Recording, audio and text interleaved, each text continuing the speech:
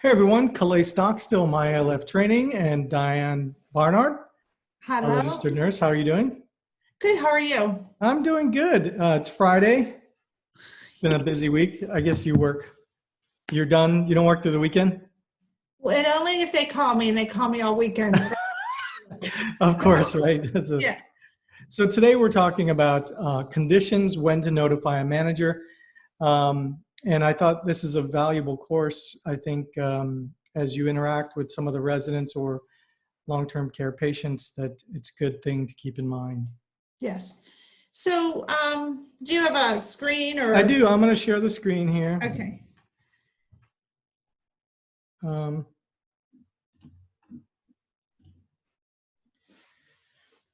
So, I think that when we talk about reporting concerns or whose job is it, and I think that what's important to think about is that anybody that works in a healthcare facility of any kind, or even a visitor or a family member, but we're directing this primarily to the people that work there, but to consider us all as a team, and our job or our purpose as this team is to provide a safe, effective, nurturing environment for the people that we serve, which are our clients. So I think when you try to structure your job into that definition, then it's easier for you or anybody, whether they're dietary, a nurse's aide, maintenance, whomever would interact or be aware of any situation in the facility, then you would own that. You would take ownership of that and your responsibility to be a part of the solution. So if you see a problem or something just doesn't sit right with you, then that's really your first red flag that you need to seek guidance from your supervisor or someone that can take it to the next step. So we're all in this. We are all a team trying to provide excellent care, and part of that excellent care is figuring out when to notify a manager. So I think that one thing that to keep in mind is if you are working on the direct care or front lines, whether it's kitchen staff or maintenance or transportation or anything, each person may have a different part of the clue, and somebody needs to put all these clues together so that something doesn't fall through the cracks. And then second, you are the eyes and ears of the management, and everybody is responsible. So we need your participation. We need your feedback and input. So I think the first thing, first of all, when traditionally I think that everybody has their own, I don't know, gut reaction to notifying a manager. It's like going into a store saying, I want to talk to a manager. It's a bad thing. It's not a bad thing when it is part of, and it's probably not a bad thing when you notify the manager of something in a store, but it is not a troublesome thing. It shouldn't be considered, the philosophy shouldn't be considered that it's problematic of any kind when you seek guidance to provide better care. We're all part of the team, so going to management, seeking guidance is encouraged, not discouraged. So I think the first thing is everyone that works in a facility does have some type of policy and procedure manual that they should really know. It's their guidelines, it's their recipe book, it's their instructions for how to do their job.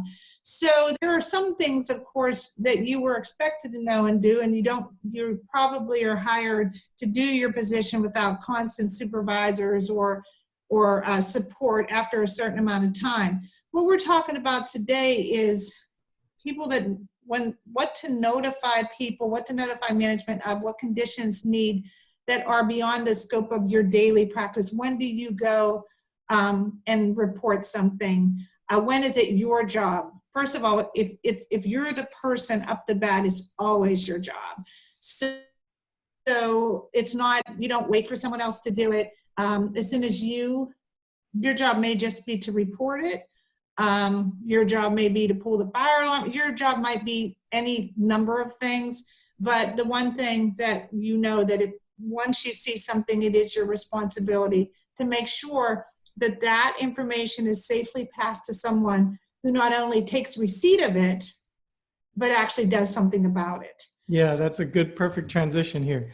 So Okay. something we like to say is action, communication, and then follow up. What you were saying, I mean, it's one thing to pass it along to somebody, Right. but maybe the next day follow up and see if something was happening, be a part of the solution. Right. So I often think about, for an example, when I worked, someone called me and they said, hey, we didn't get the medications. We sent the refill list to the doctor. But the doctor who normally would be sitting at his desk is sheltering in place at home. So the faxes were going to the office. Nobody's taken the faxes off. So everyone did what they were supposed to do up until the point the pharmacy faxed the request, but the patient still didn't get the medication because the person that needed to take action did not receive the information. So that's why I always think, not only do you just don't say something, we have a responsibility to make sure that, hey, did the right person at the right time receive the right information? And did they do something about it? If you go in the next day and you see the same concern, then you just don't say, I told them. You actually start the process over. Yeah, and don't hesitate when in doubt. And so I use this example, the Hurricane Irma in Florida was knocked out the power, and a nursing home lost power. It was like 95 degrees, and they were short-staffed, but they had a bunch of residents pass from heat exhaustion. And I'm not sure where the breakdown was, but there must have been some breakdown in communication. So that's an example, and they're actually holding people responsible for this. So Right. ultimately, you want to make sure that you're doing your part and then following up on it. Right. Absolutely. So the first thing, this will be right up your alley, but resident medication side effects. I thought we'd just talk about this briefly. Okay. So go ahead and you can take this on and add to it, because I'm sure you have. Mm-hmm. So basically, the person, I think the first man up, the person who has more control than they think, or more say in a patient's care than you think. You may not be prescribing the medication, but if you are somehow interacting with that person on a daily basis, you actually have more information than the person that actually sees them once a month and prescribes some meds. So if you know Mrs. Lily, and all of a sudden, like even if she goes through the food line or she stops eating or there's something that's different about her, that is important to report because you know the patient and your insight and information is incredible. I once had, I worked with a patient that was just getting very confused and very disoriented. He lived in a personal care home and we kept sending him to the hospital and they kept on giving him different medicines. And I felt very bad because he was going to, his confusion was abrupt. It didn't make any sense to me. No one could figure out what was wrong. And he was at risk for losing his placement there. And the nurse's aide said, she was an older lady. She didn't speak much. And I had said to her, I said, she was a personal care aide that worked there. And I said, what's happening with Danny? And she said, I don't know, but all I know is like his breath smells like my grandmother who had the sugar. And I was like, wasn't that interesting? He wasn't a diabetic. But based on what she told me, we figured out that one of the medications changed something that happened to him and it actually caused his confusion. We took him off the medication. It was not anything, but based on that one random comment changed his life. He was able to stay there, stay in his placement, his confusion resolved. So I always, the first person as a nurse that I go to is that person that knows that patient, which is probably somebody watching this right now. And if you didn't ask, then she wouldn't have known because she might have just thought it was just bad breath or halitosis or something. Right. And like I always do. And I work with a psychiatrist. I am like his right-hand man. And he goes, Diane, you have amazing insight. And I was like, no, I just ask all the right questions of the people who work with. I just ask a lot of questions. And it's amazing how much insight, even if you don't know, when you know that there's a difference, that's essential. So, when you're with a patient, I think that a lot of older people are on a lot of medications. And so it would be helpful in a professional sense as a part of your job to know what the common ones are. And what these are here are very, very common reactions to medications that older people might be on. So why would somebody need to know this? I think that not only do you need to report them, you need to be aware of them as a possibility. You wouldn't leave somebody on a new medication alone that could be dizzy. Constipation is considered one of the fatal 5 in like either IDD treatment, intellectually disabled, or in older people, because constipation isn't just uncomfortable, it can actually be fatal. So when a lot of our medications are very constipating, who's the person that knows their patterns the best? The person that actually works with them. So, and then of course, on that, before you go further, I mean, and the person may not have a bowel movement on your shift, or you don't work with the person regularly. But if they don't, that even just one shift might be something, not just 3 days or 4 days, because maybe you only work with the resident a couple days a week. Right. Where I work with older people, but I also work with severely disabled children. And we are we track every bowel movement because it makes such a difference. Like, we know the pending patterns, and everyone that work with them, they can, like, the first thing they know is the last time they had it. And we've actually trained our people, because these things are so essential in ultimate outcomes, that there isn't one aide that works with them that can't just rattle off when he had it, what it was like, what the Bristol chart was. So those are some important things for, if we want to give excellent care, and we all do. We wouldn't be doing this unless we wanted to give excellent care.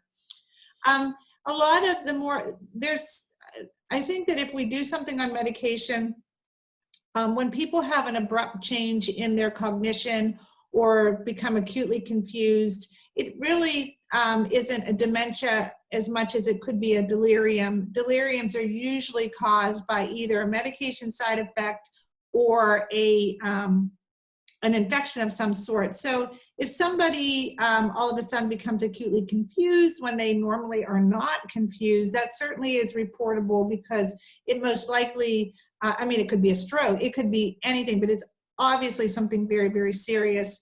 And then also anything like, I'm not sure, like if people would know if they were bleeding internally, but if they're taking their vital signs, they would know. Anything that's different. Like, what we train everyone is if something is different, if something abnormal from day-to-day patterns, it's probably something that should be reported. And of course, if someone's internally bleeding and you're the one that's helping them with their toileting, you may notice black tarry stools, or you may notice frank red bleeding. Like, these are things that should always be reported.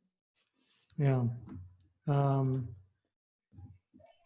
So some of the other concerns would be like medication refusal, yes, abuse, missing medication not taken. So you might, find something on the floor or stuffed in somebody's pockets. If the caregiver is giving the medication to the resident, and the residents, you didn't actually witness them take it, I'll just take it later, and it ends up in their pocket. So there would be some very concerns. Tampered medication packaging, any type of medication error or changes on the label that don't look right. Prescription conflicts, medication orders. Anything you want to add to that? So I think that, like, if it's in a nursing home, of course, the nurse probably would be passing the medication, either the LPN or the RN would be passing the medication. But then there are situations where in assisted living or in a semi-permanent that the person might be taking their medications themselves, or they might have some kind of contraption like a medication on time. Yeah, most assisted living, it's done by med tech and unlicensed.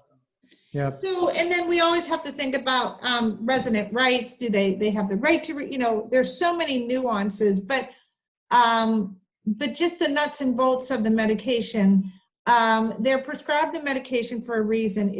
We don't prescribe medication if it isn't going to be more than half the way effective. Like you want something you want a result for why the medication is given. So people aren't taking meds just because they were prescribed.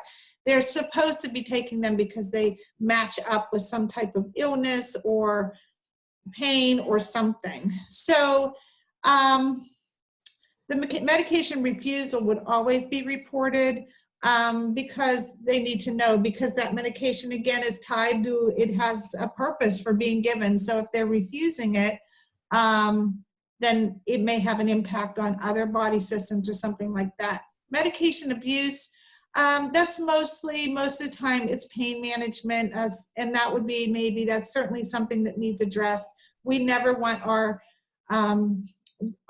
people that we care for to be in pain. And so another one besides the pain is like if somebody self-administers like suppositories or something like that. I've seen residents, they can't remember they had a bowel movement. They think they haven't had a bowel movement, and the family will keep bringing them like suppositories or something, and that could be bad. Right. Yeah. So there's a lot of things that maybe as the person that administers the meds or notices it, you can't really do about it there. What you can do about it is report it to somebody that can. And so your responsibility is maybe not just telling them about it or fixing it. Your responsibility is alerting somebody who can fix it and making sure that they go in and do something about it. Missed medications are a big, tampered medication packaging. Obviously I'm not sure how often that occurs, or unless somebody is, sometimes the only thing that I can think about for tampered medication is if medications were put in a blister pack system, where maybe you see that the seal has been broken and taped over as if the medication has been substituted or taken out and put back in some way. That would be the only thing that I would be thinking about. Right. And that's probably, that would definitely be, you have to protect your patient, you have to protect yourself. And so when you notice something that is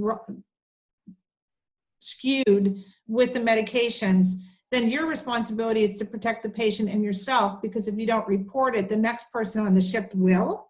And then they're going to be saying, did you notice that? Or did that happen on your shift? Or possibly did you do it? So you really don't report anything like that. And then errors, like maybe something on the medication label doesn't match. Right. Your MAR or your MOR. Right. Well, and I think that people are, you have to trust your judgment. Like, your patient, trust it. And if you think something's wrong, there's no harm in asking. A lot of times I've seen people, I've actually had to teach people, like, trust your own judgment. If you think that that's wrong, it probably is.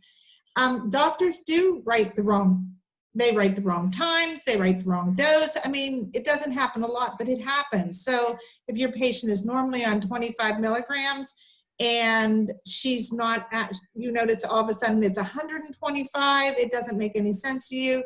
You would just say, hey, Mrs. Whatever says that she doesn't think this is right, and this isn't what she was on the last time I passed it, and let somebody know about that. Prescription conflicts, if you're aware of that, if there's 2 prescriptions for the same medication or multiple prescriptions for pain medicines, that doesn't happen as much anymore, but it used to happen a lot.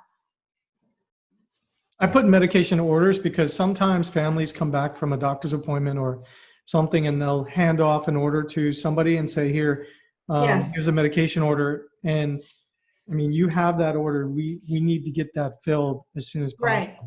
And a lot of times that's who they hand it to. Yeah, I always like who, what, where, when, how, and why. Like, who's supposed to get it? What is it? Like, I like to follow it down like a news article.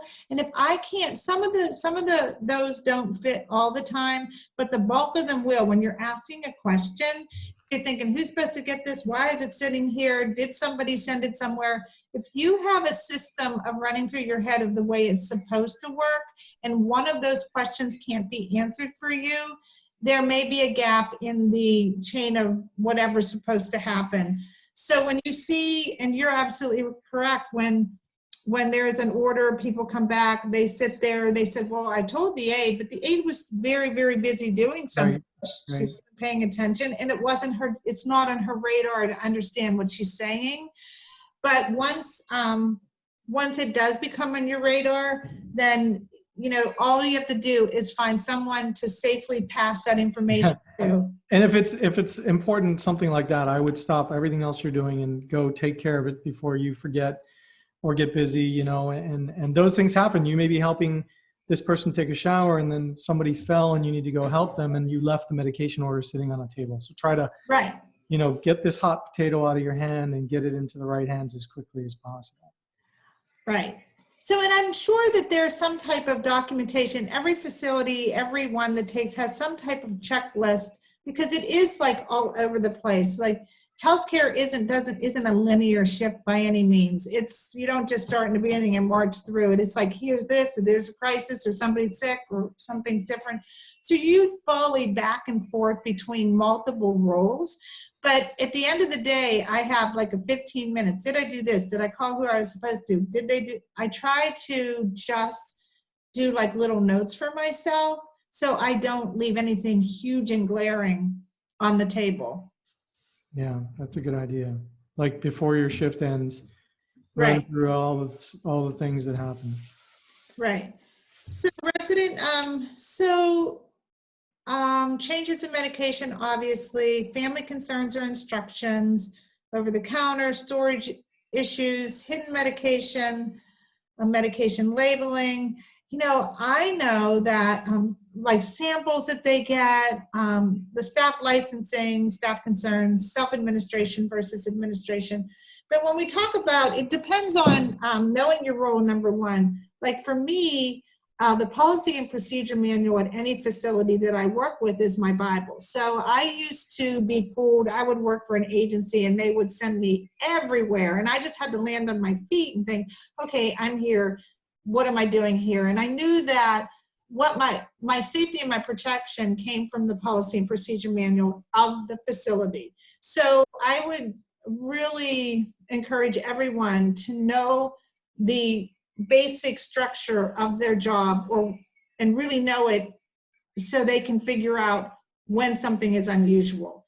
Mm-hmm. So a lot of this stuff, a lot of these things on this list could be, well, are the people self-administering, you know, that kind of thing. Like, well, an example of that would be if your resident that you care for is, they self-administer, but the facility stores the medication. And when you're in the room and you're poking around, you open a drawer to put socks away and you see, you know, a bunch of medication stored there like Tylenol or whatever it is, the family might just drop off. Yes. That would be something that, hey, is this person, are they supposed to have these medications here? That would be a situation that you'd want to bring that to. Right. I'm not sure. Right. And I work in group homes, like as a nurse, and I know that and we have to have, it's 3800 regulation, which is the regulation to which a younger kid's group home is. And I will go in and out, and the parents will drop off Tylenol, they'll drop off Motrin, they'll drop off, but they can't administer that without a doctor's order. So we've actually have some type of like entry that we've actually coached the parents on. Perhaps the families could be as well. It's a little different when they're adults and they have, you know, they certainly have residence rights, but the thing that remains constant is if you see something that makes you uncomfortable, you have a responsibility to report it to someone who can clarify it, resolve it, or do something about it. The one thing that always amazes me about what we call PRN, or as needed meds, that the staff or different people will dump them all into old bottles. When I was a home health care nurse, I'd be like, did you really get your Synthroid filled in 2016? You know, they would just, it was very, so I realized a learning deficit where we would have to, where I would instruct them, don't dump them into new bottles. And what seems to be very common sense, it's just habits that people have. And so when you notice something like that, it just happened to me this week with Miralax that was filled in 2017. And that cannot be, but that's what people do. So when you notice that, it needs to be reported, because we need, and because it keeps your job safe, it keeps the residents safe, it keeps you safe, and it keeps the facility safe, because the facility has rules and regulations that keep their license, and the stat and medication labeling, all of this factor into it. So by advocating or reporting things, you're not being a troublemaker, you're actually building a better organization.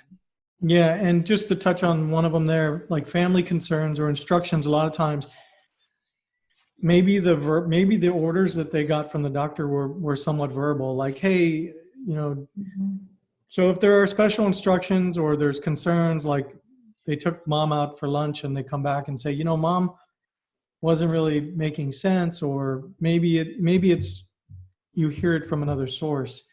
Those are things that you want to pass along as well. Yeah. Even if you don't witness those things. Mm-hmm. Right. Because, you know, we want to do the right thing for our patients, but we also want to do the right things for our staff and the facility. And those are the things will come back to haunt you. Like when the family just mentioned something that is seemingly that they felt were important but left, and they feel that they have given a report to somebody and that does not get passed on, that will be revisited in a big way. And so I really feel that if somebody has taken the time to share information that is not like, oh, she really had a good time out, if someone has taken that time to share something that is unusual, then you need to take the time to pass that information on. Yeah, like a clue. In fact, it transitions perfectly to the next slide. So resident or family complaints or concerns. It could be little things like food, they're not happy with the food, other complaints about other staff, complaints about other residents, right? Complaints about family members. So sometimes a resident might complain about a family member. Right. Complaints about their physical environment. I know later on we'll talk about physical environment, but maybe, for example, you know, hey, I keep tripping on this thing that's always over here. Those are things you want to relay right away to the appropriate person. Financial concerns, maybe they feel like somebody's taking their money, or whatever those issues are. Right. And I think also sometimes I think that, you know, most people that are in assisted living or in nursing facilities are older. And unfortunately, a great deal of them may have cognitive decline, perhaps even beginning dementia or whatever. And sometimes sometimes one of the first things in dementia, just, you know, you're missing some stuff, but also there's that personality changes and sometimes paranoia. And when they forget things, they'll start to accuse you. And that's like very difficult for the staff. I just wanted to interject that when somebody says, you took my something, it may be a symptom of their illness, and that you're protecting yourself by reporting that to your manager. That's an uncomfortable thing, and you don't want to, a lot of people don't want to alert their manager because someone's accusing them. That's exactly the time you probably should. Remember, it provides good care for your patient, because they could be having some type of decline that really needs, or maybe somebody is stealing their stuff, or something else is happening, but it's so uncomfortable and you feel like that burn of like, oh, somebody's, you know, but you really need to support. Well, I can tell you, if they complain and say, you know, you stole, I had $100 here and it's gone and you took it. If you don't bring that to your manager's attention, that resident's going to tell another person, maybe a visitor, maybe an ombudsman program, maybe a family member. And the family member will go to the manager and say, my mom said that. So it's good to, like Diane said. Yeah, I mean, as uncomfortable as it is, you need to be the first man up reporting that. Even if it's about you, it's the quickest way to a resolution. Mm-hmm. Whether or not somebody else has stolen it, whether or not, because it's going to be coming up again, and you want to be the first one to say it, really. And just in general, I know a lot of people complain, like residents or family members might complain about all the food or whatever it is, but just pass it along, because that's how you can improve the experience overall. I mean, maybe, the food is not great. Maybe the other Right. staff are not nice. Maybe there's a rotten apple in the bunch, and management needs to know about that. Right. Right. I do think healthcare is more and more, since I've started, it's more and more customer service. And I worked for a very, very prominent hospital when I was first out of nursing school. And I remember it seemed counterintuitive when they told us that the patients were all our customers, and we always, if we saw someone lost in the hall, our job was to take them or find them help. And it's always stuck with me, but now it's that way for everywhere.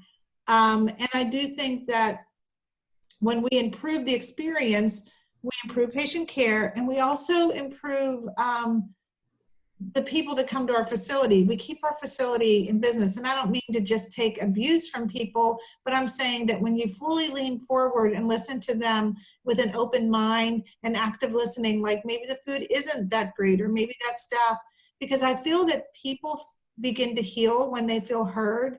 And if they did have a terrible experience, you're not really talking about someone. You could just say, I'm really sorry you experienced that.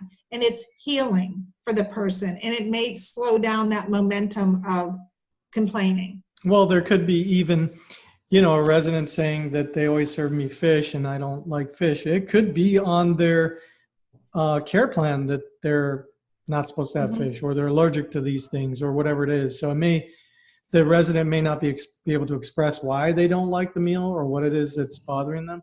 Right. But maybe you don't know that. Maybe.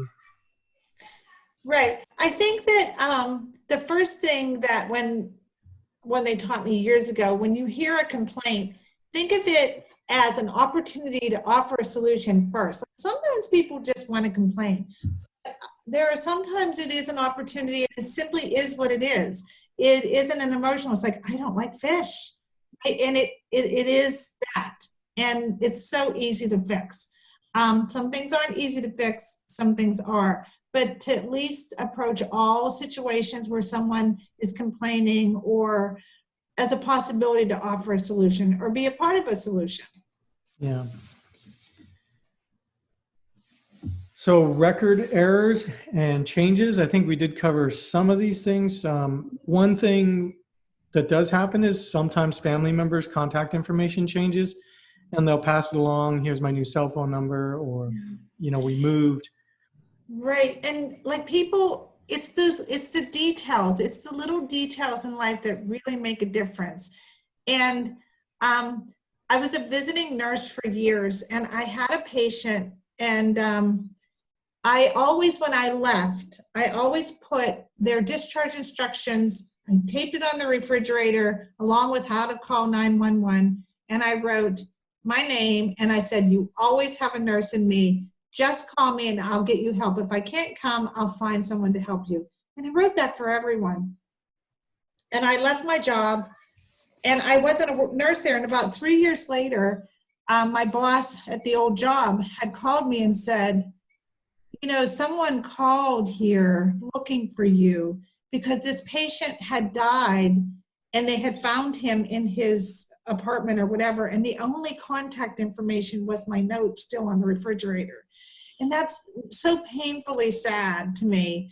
But it's also a striking example that people can't get a hold of people when they need to. If we don't keep the contact information current, or if someone is failing and can't do it themselves, then people don't get the information about their loved ones in a timely manner. So if you see that that information is incorrect, then you're actually doing an amazing thing for somebody by helping them fix that. Yeah, and it could be neighbors or friends that come to visit, and they just say, "Here's my contact information," And I know in the past, I've needed some of that information. We couldn't find this friend that the resident wanted to contact their friend and let them know something, and we couldn't find the friend's information. And it's just if you ever come across anybody like that, make sure you pass along the information so they can put it in the chart. Medication changes. I know in Pennsylvania, where I'm from, the ambulances always say when you send people out, just throw all their stuff in a paper bag and send it with them, because the medication list that they'd carry in their wallet was never up to date. It Right. never was. So it was really a policy, if we had to call an ambulance, if we were visiting nurse and we get out there and before we were able to straighten all that out, let's say the first visit, we had to send them out, dump everything in a paper bag and send it with them, and let them at least see what's expired, what's not, what is current, and it kind of gives them an idea what is a duplicate, what isn't. So and people and older people will keep, which is very interesting, if they live by themselves. This is something I learned. The doctor will order a new blood pressure medication, but if I would go out, they'd be taking both. And I'm like, they didn't really conceptualize they have a new one, they had to stop the old one. I found that to be a learning deficit frequently. So that's where we as healthcare providers need to build that bridge and provide that. What do you get? And also if the person does self-administer medication, if you notice that they do have a learning deficit, like they're thinking they're taking both, that you could alert the nurse to come in and actually do like a medication teaching for that person. But it happens all the time that people, I think that I did a paper a couple years ago, and I think medication errors were one of the leading causes of death for people. I don't know if that's still true, but it was amazingly high. Yeah, and they could come back from a doctor's appointment. I know we mentioned this before, and they could really just give you a verbal instruction. The doctor said to stop that medication and start this medication. Mm-hmm. So they'll have an order to say start this medication, but they only had a verbal instruction to stop the other one. So correct. You got to pass that along. They're going to have to get documentation. But any type of instructions with medications, right. Or they bring home scripts from the doctor and put them in their drawer. Right. They can't. Right. So they're on the same medicine, and they continue to have the problem. And so our job as healthcare providers, wherever we are, I mean, you could be the maintenance person and you see scripts laying there 2 days in a row when you went to do something. You're like, wait. You could tell somebody, I see something here. It's not, if you've noticed something unusual, or you think Mrs. Lilly is disorganized or confused, you really could just say, I think you might want to check her out. She doesn't seem right. Yeah. Mm-hmm. Any type of notes, sometimes families will just pass you on a note saying, I'm going to be picking up my mom for a doctor's appointment on Tuesday. Can you make sure she's ready at 8:30? Now, Right. That's an important thing, because if they show up at 8:30 and their mom's still in bed, then, Right. you got to get it to somebody so they can schedule and make sure everything's right. Right. Employee contact changes. So if your phone number, your contact information change, be sure to get that onto somebody. Or if if another employee tells you that they changed their phone number, ask them if they've notified everybody of the new change. Right. And the other thing is, I was thinking about when people have blood work, and they have to fast, and Yes. don't know that. Like the family picks them up to take them, and they've eaten breakfast, or there's so many, and then That happens all the time. Yeah. Yeah, they might have taken the day off, and then you have an irate family member, and you have a doctor that didn't get his blood work, and it's just, it's just not what you want to have happen. It's just not really good care. You can't solve everything. I mean, part of the responsibility of the organization is, if it's a recurring thing, is to talk to the families or whatever, or maybe have like a system in place. Some of these are personal, like maybe employee errors, but a lot of it may be a system error. Like if you're always missing the blood work, then, maybe they should get together and figure out how they can improve as a system. But that doesn't ever negate the responsibility of the person that was told that we're all part of the solution. Mhm. So. The next is maintenance. And this is important. I mean, it seems obvious, but it's not just, it's also about the follow-up, right? So if you see any trip hazards or you witness a resident that has a hard time getting around a certain, maybe a grab bar sticking out a little too far, or Right. the carpet's peeling up, notify, follow up, communicate. Essential medical equipment. So let's say you see one of your residents is struggling to feed themselves. Maybe they can't, maybe they need some adaptive equipment. That would be something I would suggest. Right. Right. And like general hazards, if they're rolling their wheelchair over the power cords, I think that everyone in a facility has to go through basic, safety training. But those things really matter. Whether the integrity of the cord is good, oxygen, is the person, if they're ordered oxygen, is their nasal cannula wrapped around something and they can't get to it? If it's like PRN, there are some things that maybe you can't do, but you recognize that something has to be done. There has to be some kind of resolution.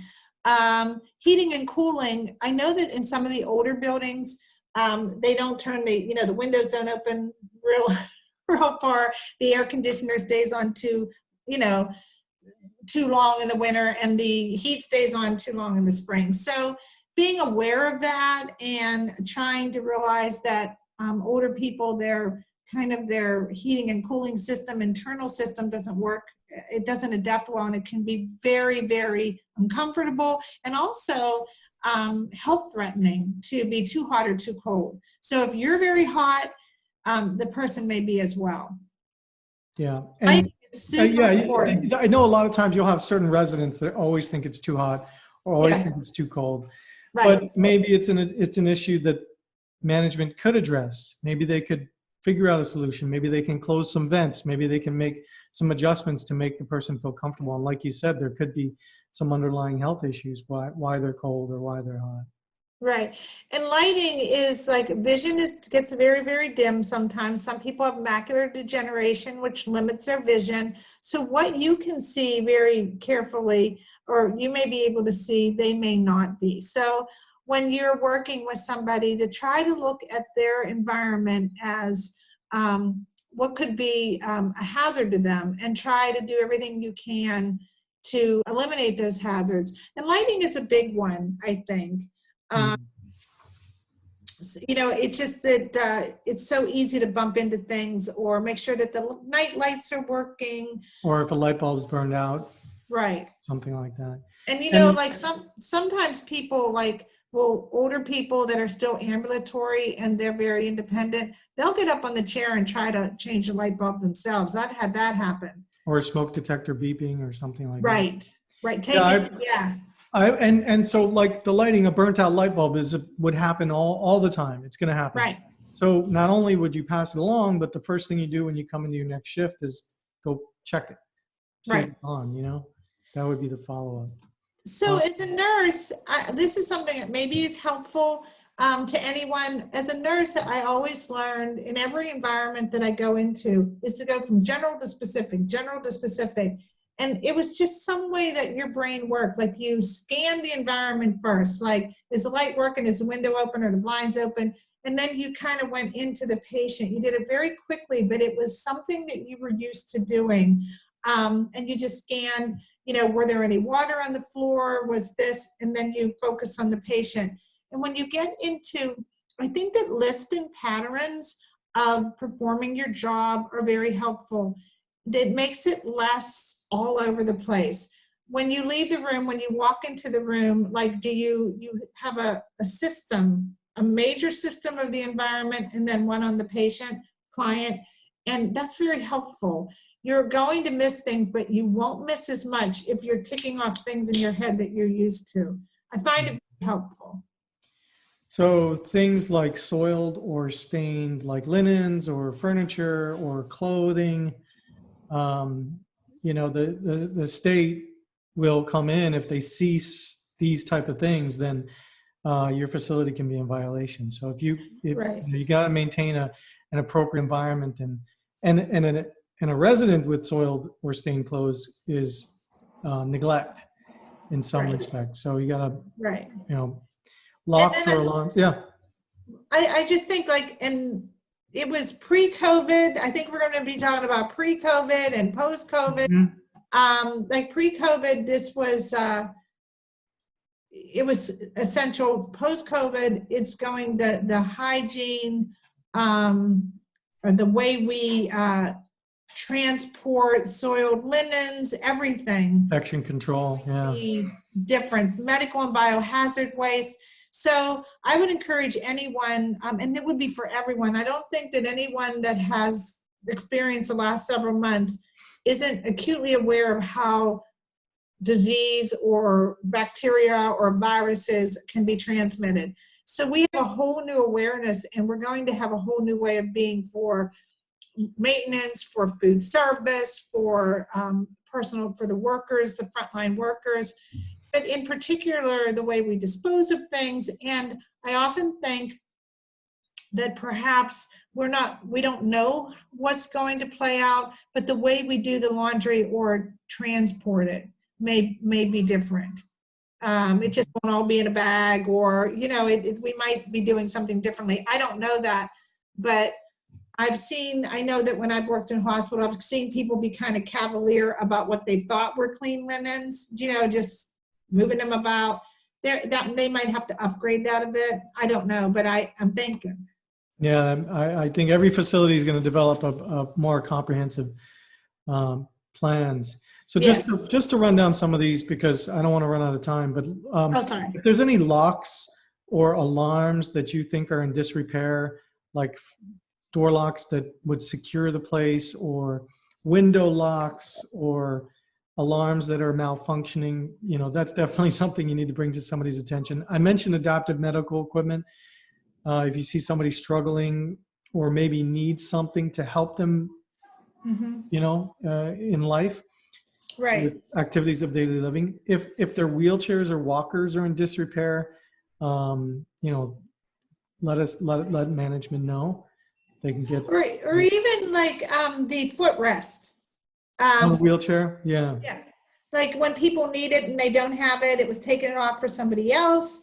I do pick up jobs a lot, and I work at an inpatient unit sometimes with kids, and they've implemented this amazing, where all staff they have this little pre-printed kind of like post-it note telephone call, where everyone, if they see something wrong, they can initiate it, and they just put it on the sheet and submit it. And they've empowered their staff in a very formalized way to any concern at all. They can actually put in a request for a light bulb. They can try to either make a change right there, but certainly they had a formalized way of reporting it. And it was the first time I saw every person in the facility be a part of that endeavor. I like that a lot. It wasn't just like, I'll call maintenance. It was like, I've done it, I've submitted it, and it was very easy to do. Yep. Not just wheelchairs or walkers, but like, let's say shower chairs, or like commodes. Commodes, what are they on top of the toilet? Versamodes. So if they're wobbly, or they're loose, or they seem like a hazard, bring it to the attention. Maybe they can use something different. Every resident may need a different way, a different adaptive piece of equipment to help them. And even if I could add, even if it's perfect, textbook perfect, if the patient's verbal report is, it's so high, I think I'm going to fall off it. Right. That needs report. Like, it doesn't, it's not perfect for them. You know, if Yep. they're saying, Or we would customize a lot of times where we put the grab bars because everybody's different. I mean, you could have Right. a grab bar on the right-hand side, but they have had a stroke and their right arm doesn't work as well. So maybe you need to make some customizations. And that the only way we would know that is if you're passing along some suggestions or ideas. right. And so, and the other thing I was thinking is how people like to adapt their walkers, either with tennis balls or whatever, like, because they used to do it that way, but may not be good for their therapy if they wanted them to lift it up. There's so many things that you could, if it seems like it's out of the norm or seems like they're struggling, just you would just report it to somebody to say, listen, I'm not sure, maybe you should check into that. Maybe physical therapy needs to come here. And also, yeah, or even like an example of a walker, they're used to using the four-wheel walkers, but maybe now that's become a hazard for them because they right. don't really know how to stop it, and it can be a fall risk. Right? Maybe they need to switch to the two-wheel walkers or something. Right. And the one other thing is that those little ones you get at the Walmart where you can sit and sometimes they're not, they're helpful and sometimes they're not. And people are very dependent on them and they love them, but it doesn't mean that they're not going to fall right off them or that some people have walkers that they weren't fitted for, they weren't measured for, they weren't determined if it was safe for their walking style. So if you see someone struggling with something like that, then that would be another reason to maybe just give a heads up to your supervisor. Fumes or odors, bring that to people's attention right away. Any Absolutely. type of leaking, any Yes. small thing, even just a little drip. I mean, you don't want to get mold, you don't want to get a fall risk, Right. damage. Right. In general disrepair. So let's move on. Okay, so employees' complaints and concerns. So if other employees are complaining about being understaffed or needing help, which they probably always feel they're understaffed, but Right. it's still bring it to somebody's attention because maybe they can, and even if it's not you expressing that maybe that's something that you should bring to the attention to management, saying, hey, the staff feel like they're shorthanded during lunch hours. Maybe they need an extra person, not enough supplies, personal protective equipment, wound care supplies. If the first aid kits are running low, lacking cleaning supplies. I think going back to what you were saying about being hyper aware of infection control. Right. We need to make sure. I do think that I read once where people don't leave jobs, even if they're underpaid. They leave jobs because they don't feel valued. And you can feel valued. I don't know if that's true or not, but I think I probably have stayed at jobs that I didn't make as much money because I liked people and I liked the job. I felt safe there. I would agree with what they said. So you can be, everyone always says, oh, my job, or they might not like it, but I think that everyone has the opportunity to look at how their own presentation impacts other people. How can they be of more service? How can they be helpful? Now, you may get a crappy attitude back, but you may not. And did you offer, I think that it's amazing to see how can you add value to the onboarding shift, even filling up their water bottles. Just that little thing that you do that takes you 5 minutes, it just kind of plants a seed of appreciation in other people, and they're more likely to work as a team together. I think that working as a team is really a skill, but it's one worth learning. And that would be something that you might bring up to, instead of bringing a complaint to your supervisor, say, hey, I really like, I can see that there's an issue here. what can we do to make it work a little better? What can we do to improve it for everyone? Because when you address your concerns as a benefit to everyone, you're more likely to get them. And there's no really excuse, like having a negative attitude, you can really have a difficult time at work and not like what's happening and still not have a negative attitude. So I'm not really sure what people can do if they have a negative attitude, or really try to get help to change that, because these people that live in these environments did not ask. They probably would want to be in their own house. So I really don't ever feel that anyone has the right to have a negative attitude toward the person. I do think that if there are negative attitudes, they need to be explored, but not as a culture. Yeah, and I think that if you sense this negativity amongst staff, you don't have to necessarily call them out, but bring it to management's attention, because maybe they need to know they have this underlying, like this underlying unhappiness, and maybe they need to work on the team building and bringing people together, and maybe that's something that management needs to address. I agree, and I think that not answering resident calls is just abuse. I mean, we all go through the outer abuse, and I think that even in some ways, a negative attitude, bringing your own troubles and is possibly borderline. It certainly isn't fostering a healthy environment for people. So this kind of stuff really does. It's just not, oh, another day, another bad day. If this is a persistent attitude of the working environment, it really does impact patient care, and it really needs excised. It needs like fixed. Sometimes, yeah, removing a bad employee makes the whole thing so much better. It makes the environment, and ultimately that's what we're there for, right? To provide a quality environment in their home. It's their home. Right? Yes. You're guests in their home, and so absolutely. I think that management needs to know if there's a underlying negativity, if anybody you suspect is stealing, whether it's medications or personal property or anything like that. If a resident does complain to you about another employee, I don't like the way they talk to me, or going to shut my window. All the kids are out there on skateboards. We can't hear it. I can't hear it. Okay. All right. As long as you can't hear, I can't hear it. Gracious. So you will have residents that confide in you, how they don't like the way this person does something. I would bring it to their attention, because maybe the resident won't confide in management.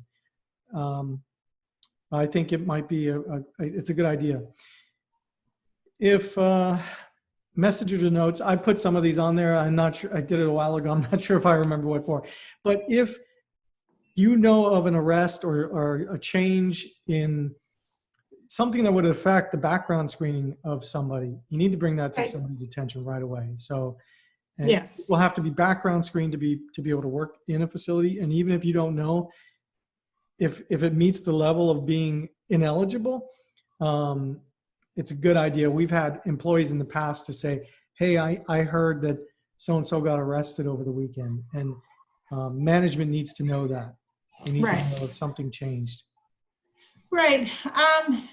It is true. I think I'm very clear about, I don't think that looking out for yourself, your patients, or your facility is being a troublemaker. It's your job. It's your livelihood. And also, I don't ever want to be complicit in, if this person is, let's say that they were arrested for massive alcoholism or whatever. I have empathy for their journey, but I really probably do not want them working side by side. What if there was a code? I mean, we're talking about the collateral consequences of somebody's, I have empathy for whatever happened in their life, no judgment or whatever, but the fact is, I would report that to my staff.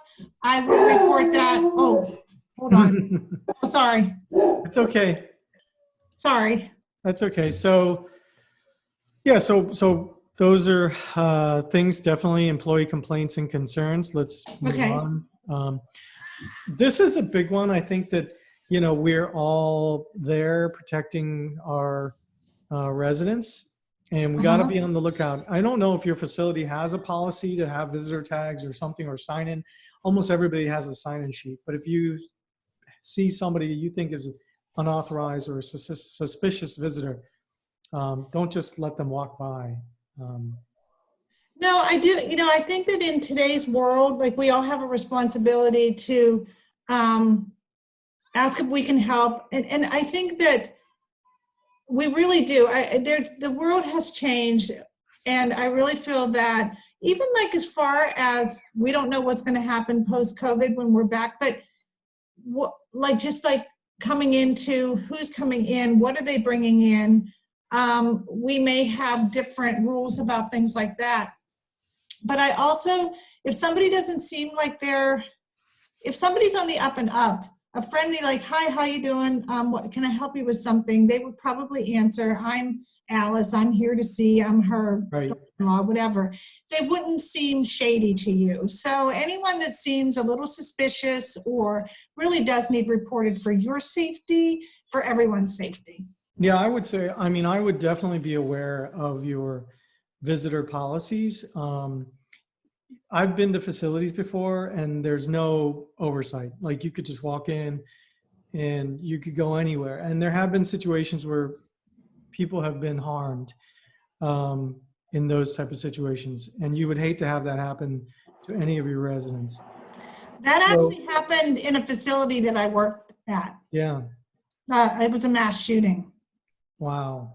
Mm-hmm. So you want to be aware, and you're not going to offend anybody if they're there for legitimate purposes to show extra concern, to say, who are you here with? Who are you here to see? Can I see an ID? If you feel like you check with your protocol, your policies and procedures, but you should, and then follow up. So even if they say, well, I'm here to see my friend, Susie, go check on them and follow up. But make sure that you have a policy or procedure. And if you don't have one regarding visitors, then, bring that up as a concern to your management. Our policy, ever since that happened at our facility, we have no qualms. Like, we're Right. Who's there? It's all of a sudden that it's not that anyone is unkind or unnice. It's like, state your business. What are you doing? How can I help you? Can I escort you to somewhere? Someone that we see lost in the hall, we either escort them or call someone. And we do it in the most friendly and wonderful way, unless we feel unsafe. But we have an entire policy for that, and it keeps everyone safe. And I think that like I said, if it's a family or a friend, they're going to appreciate the fact that you did notice, you did show concern, you did, make sure that the people that are in your environment are safe. So I don't think it'll come across as a negative at all. And also, like, people that, like, if you're thinking about people that are in your patient's room that shouldn't be, like, do they have a name tag? They are they say, well, I'm from so-and-so, where's your name tag? Because you would, if it's a maintenance person that's in the room, they would, and it was a part of the facility, they would actually have credentials. And if they don't, that should be, I wouldn't encourage, I would encourage reporting it rather than confronting. You can gently say, hey, can I help you? But, if you really do have a sense that somebody is not on the up and up, and it's better to just smile at them and go and get help as soon as possible. Right, I agree. And like I said, every facility will have their own policies. It's just bringing it to your attention. So I know we're running out of time, so we'll go a little quicker on these next few slides. Okay. So diet, food, and nutrition. A few things that you'd be looking out for are the residents not eating. Are they potentially not following a diet plan, like we mentioned? Right. Somebody could say, I'm allergic to shrimp, and they're getting shrimp or something like that. Maybe they have a diabetic diet and they're getting a lot of carbs. Right.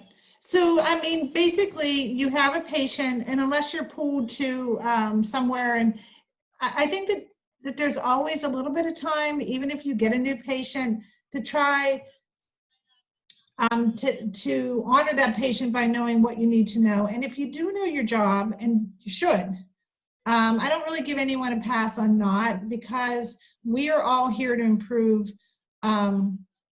patient care. And so if you have the same patient, you really do need to know, or you should know, basic dietary swallowing issues for them, any trouble drinking, and just the basics of what that means for that individual, and how to report that. And I would actually encourage all staff to have a really good rapport with either the LP or whoever their immediate supervisor is, and just to have like either a check-in once a week or whatever with the person, and about the condition of the patients.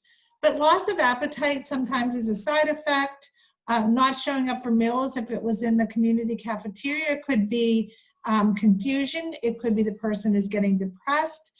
Not drinking fluids is so important for the elderly. It's amazing what hydration does for cognition and for body function. So not drinking is one of the most important things that you could report, because it really messes everything up. Yeah, and I think that once again, if you're changing shifts and you just pass it on to the next employee, you know, hey, so-and-so didn't eat or whatever it is. Right. They may not pass it on to who they need. You know, you want to make sure it gets right to the person that needs to hear it. Right. Right. And I really like and have instituted in different places where I work with residential providers for kids, a patient handoff. Not only do they do a shift-to-shift handoff, they do block shifts where they stay like 2-3 days, and then a whole new group comes in. So I do a daily patient handoff, like to the night shift, and then I just keep it in a book so they can leaf through and see. Like, it's not rocket science, it's not huge volumes of whatever. It's just like the who, what, where, and why of their care. And you can see very quickly, oh, okay, that's what happened there. Oh, we got it. I don't know if that's appropriate for all facilities, but if you continue to see the same problems and the facility should probably do something like a root cause analysis or whatever, and try to figure out sensible solutions so we don't have the problems as much. Yeah.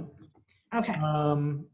Behavior problems. So are the residents a threat to themselves, a threat to others? And elopement or wander risk is a very, very important thing. Even though somebody's not an elopement or wander risk, never has been, but they start to show a change in behavior. Right. Let somebody know right away. So the one thing that I think that just working with dementia and cognitively impaired people, I think that one of the things is when they stay, you notice different behaviors, and the confusion is really apparent when the things in their environment change. Like if they go to the hospital or they're moved to assisted living, because when they are in the same structure of their home, they may be able to do those same safe routines that are very rote. But when you take them out of that element and everything is very new, then you see all kinds of cognitive, you think it's a cognitive decline, but it's actually, they can't adapt. They're not neurologically flexible to adapt to the new environment. So sometimes people coming into situations or assisted living or nursing homes show behaviors that people said, I've never seen it. Yeah, mom was never an elopement risk. Right. Really, she was just used to going out to get the mail from the mailbox, and that was her routine, or go water the plants. And now she can't do those things, which was a big part of her life. And I think that the caregivers that are in the facility may spend more time with these people. And what I used to notice is that family members would do pop-ins with their family members that lived independently, and they may stay 10 or 15 minutes. They're like, Mom, did you take your pills? Did you eat the fish? Right. They never really lasted beyond 20 minutes. And for you to know somebody, in my humble estimation, for you to know if somebody has cognitive impairment at the beginning stages, you got to stay for at least an hour, because the stories will continue. They will be absolutely incredible. They will forget. You ask things like, what did you eat for breakfast? And lots of times family members are under the illusion that their family member their loved one is doing so much better.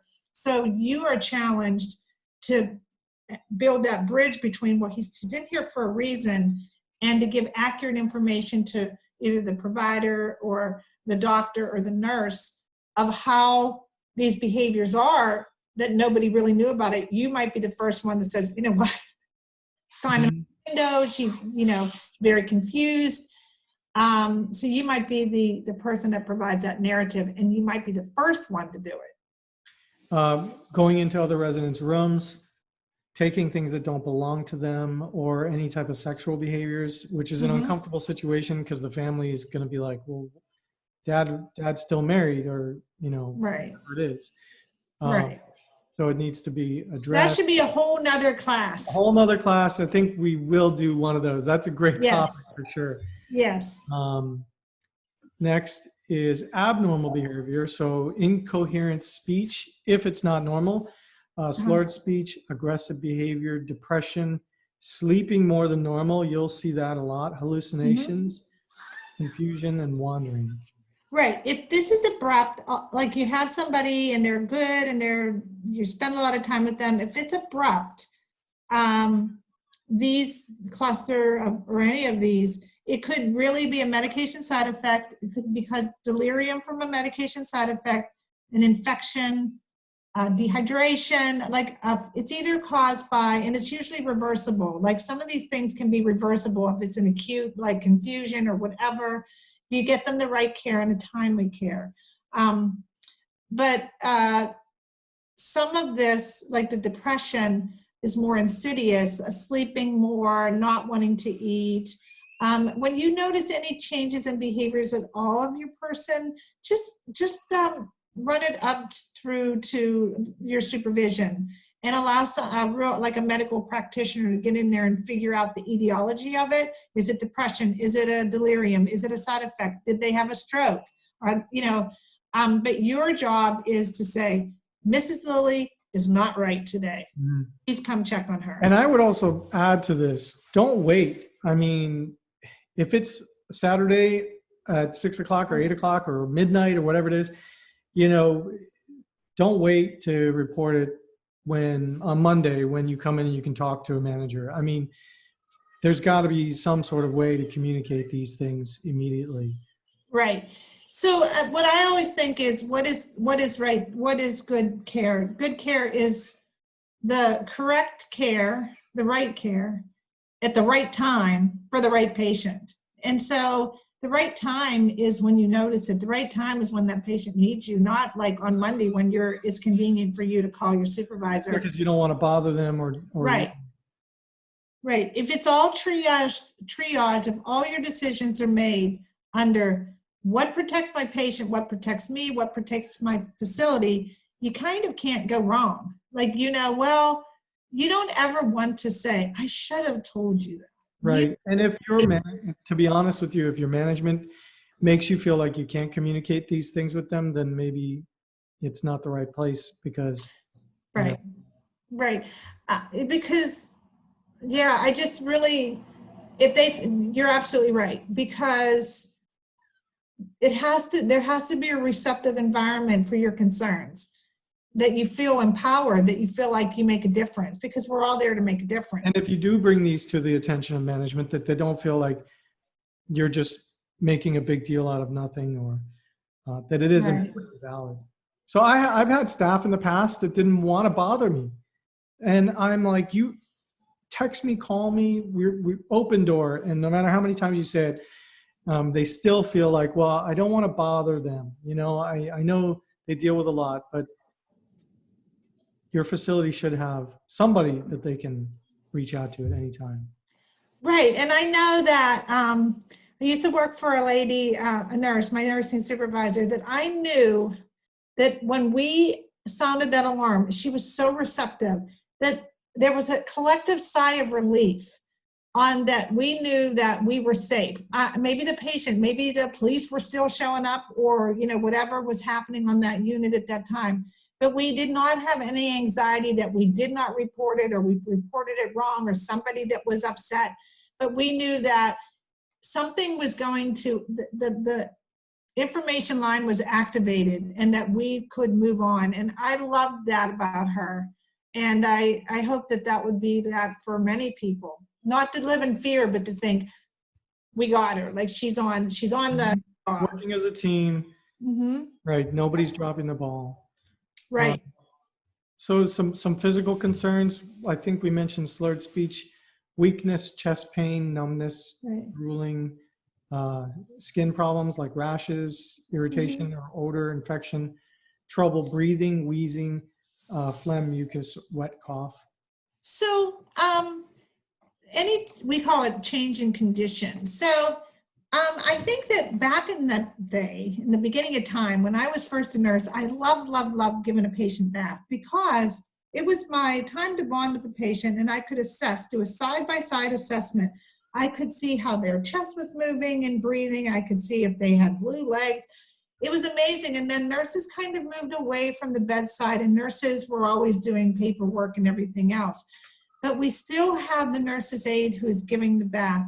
And in essence, they are invaluable because it's the side-to-side comparison, it's the day-to-day comparison, that they are the eyes and ears of the nurses. And they're saying, you know, she's not breathing the same on the one side as she used to. And that could be life-saving. So that's what the people that are actually in the room doing the physical care, they're doing the job that nurses once did. And it's absolutely essential.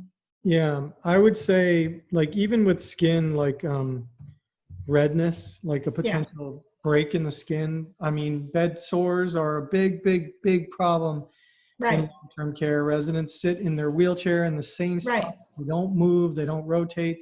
And I mean, if you see any type of, go ahead, how would they prevent or become aware of any type of potential bed sore? So I think that, well, like, skin isn't just a problem of older people. I used to work in the ICU, and in 24 hours, anybody, a guy that's like on his back from a car accident, he's going to break down. Older people are more challenged because they're not hydrated. They don't have as good a circulation. They don't have as much fat storage sometimes over their bony prominences. So part of the training that you would do in your facility would be the signs and symptoms of, like, what happens with skin breakdown is that the circulation is cut off in some ways and the skin tissue dies. So you always want to turn, we used to always turn and reposition people, and you're thinking, well, the person gets up, like they're walkie-talkies, but that doesn't mean that they're shifting in their chair. That's not meaning that they're getting up. They could still be putting pressure on places that could break down. So when you're doing your assessment and you see an area of redness that doesn't resolve, sometimes you can stick your finger in, like, you know, if you see it, it blanches, and then you can see the blood come back in. Everybody does it. You know, you're like, oh, like if somebody's breaking down, you can press on that area very gently, and then it doesn't change colors. That means the circulation isn't moving in and out. You have a problem. So the nurse needs to be, as soon as possible, needs to come in there and stage that. And, you know, I don't know if, like, sometimes they don't even stage them. In the old days, we would stage them right back. But if it's open at all, it needs intervention.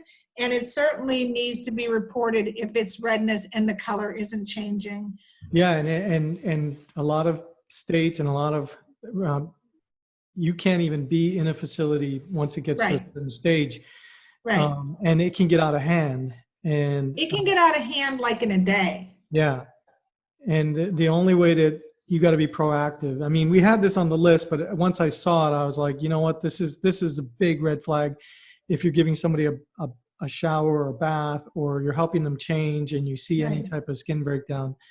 I think nursing homes a lot of times do like, you know, butt checks, and they do a lot of checks to make sure. And the other thing is, like, we would always turn and reposition every 2 hours, but that, I don't think they do that anymore when I used to work in nursing homes as a nurse. But the other thing that I think is, like, people are always looking at the butt for that, but you can basically get a bed sore or a pressure ulcer. Heel on anywhere. Yes, the heels, any bony prominence, anywhere where there is pressure, obviously, that would cut off the circulation, causing necrosis or skin death. And once that happens, remember, they have impaired circulation in the first place. And then sometimes it evolves to heal it. They need wound vacs and all kinds of things. They can no longer stay in their home because there's all the regulations that you can't have a certain, beyond a certain stage. So that's one of the most important things you can do, is to look for skin changes, possible breakdown, and get intervention before it gets too bad. Because even if you're not sure, I mean, right, bring it to somebody's attention who can address it, and then follow up. I mean, if you're caring for the resident and you don't see any action, then the ball might have been dropped. How you were discussing the medication, there was a yes, breakdown in the line of communication. right. I mean, in every action you take should have a response from somebody. And if you're taking action and there's no response, keep taking action. Right. Not with the same person, maybe jump over. But I think that if it's worth saying, it's worth being heard, and you should, and somebody needs to respond for your liability for the patient in the facility. It's a trilogy. The patient needs you, you need the facility, y'all need each other. And so it's worth it to do it right. Yeah. Yeah. I just thought of something else too, like going back to the nutrition. Like sometimes people don't eat or they don't drink, and they could have something like, what is it called when they have the yeast in their mouth, thrush? Candida. Overgrowth in their mouth. And, yeah, you might not see it, but they open their mouth and they've just got overgrowth in their mouth, and they can't explain to you why they don't want to drink or eat. So it could be way worse than just like not having an appetite. And I just thought of that one example. Right. I mean, there's so many things that you can do just by you think, oh, I'm just going in and brushing their teeth. You learn a lot from brushing somebody's teeth. Mm-hmm. So, I mean, it's just, I can't overemphasize the importance of nurses' aide and the ancillary staff. I just can't. Like, they're the front lines. They're the ones that are the eyes and ears for the community. Absolutely. And some people that are taking this, they're not CNAs, they're caregivers. Not all places require certified nursing assistants. So it's good for them to be aware of a lot of these issues. Right. Other physical concerns would be cough, cold symptoms, digestive irritability, blurred vision, swelling, like legs, water retention in the legs. No bowel movements are a big one, like you mentioned. Right. Any falls. And if they've hit their head, if they fell and hit their head, I mean, you need to bring immediate thing. Any pain, of course, if they're not responsive, vomiting, nausea, bleeding, bruises, any cuts. Right. Obvious, but we want to make sure that. I think that sometimes when, and I think it says, of course you would do this. Like, it seems silly to even mention it until you're there. And the patient says, you're like, hey, how'd you get that? And she's, oh, I told them, I just bumped it. And then you're like, oh, okay. And like they say, I told them, they know about it. Right. And then you're like, oh, okay. And then it's not okay. I mean, it's okay until it's not okay. And then the skin tear becomes a big open lesion and then an infection. And the family member saying, why didn't you do anything about it? And you're like, well, I thought. Yeah. She said that she told somebody, and they'll say, well, she has dementia. Right. Right. So that's what I'm saying. Like, when you look at this list, people are like, of course. In an ideal, sterile clinical world, of course, those are things you respond, but in the chaos of the day, you have to actually sometimes reorient yourself to say, do I need to report this? You should be asking yourself that every day. Like, how is this different from yesterday? How is her care going to be different? Does this human being need something from me today to help her make it to another day? And if there's something like swelling, could be a blood clot, it could go to her lung, it could. And if you see swelling and she says, oh, honey, my legs have been swelling since I was 42. That's not maybe that's true. Your job is to tell the nurse or whoever else and let them decide how significant it is. If it wasn't there yesterday and it's there today, it could be something, the weather, she ate salt, or it could be she's a blood clot that's going to go to her lung. So you really have to report that. Yeah. I think this is the last slide. I think this has been a great training, Diane. I really do. I think that I think that a lot of people are going to get out of it. I think it's going to help a lot of facilities. They can use it for their new employees. And then listen to my dogs bark. Yeah, I think that's the best part. So the last bit of physical concerns would be a urine odor. Could indicate Yes, like a urinary tract infection, which, I mean, that's like the first thing you got to clear, right? right. Is it a urinary tract infection? Um, and pain after urination, diarrhea, constipation, jaundice, shaking, Yes. shivers, fever, dizziness. Right. I mean, anything like when you're older and you have multiple comorbidities, and you're on multiple medications, you're so much closer to and not being able to straighten that out by yourself. So something that might not be much to somebody who's in their 20s or 30s could be absolutely catastrophic. A urinary tract infection, actually, when I was a home care nurse, when someone got a urinary tract infection, most of them ended up in the emergency room for confusion. They needed hydrated with IVs. I mean, it was never just a urinary tract. And it affects everybody differently too, in some ways. Right. I mean, hallucinations. Right, right. And then, and diarrhea then, I mean, any type of fluid balance, you lose a lot of fluid through your stool. That could be very difficult. When you have diarrhea, you're more likely to have a urinary tract infection. It just, They could be impacted. things. Shaking or shivers, a fever, obviously, and dizziness, anything that causes a fall risk. So I think that this is a precious, precious population that maybe need some, I don't know, like buffers. Like somebody's got to be looking out for these things. I mean, they do not want to bother you. And they're like, it's nothing. Don't worry about it. You don't have to be extremely dramatic and over concerned. You would say maybe it's nothing, but I'm just going to let them know anyway, and let the other people know. And I do believe that we owe it to this population, and we actually do. Urine odor, it can tell you a lot of things. Urine color can tell you a lot of things. And people that are used to taking care of someone and know their patterns, when something changes, that should be enough.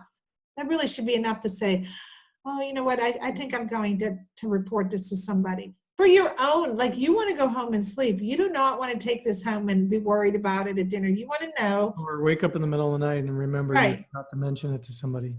Right, because you're actually, every person that's on this team is a paid professional, and their job is to do, this is your job, not only to be caring, kind, tolerant, patient, and very friendly and supportive but your job is to report changes of condition and to provide excellent care.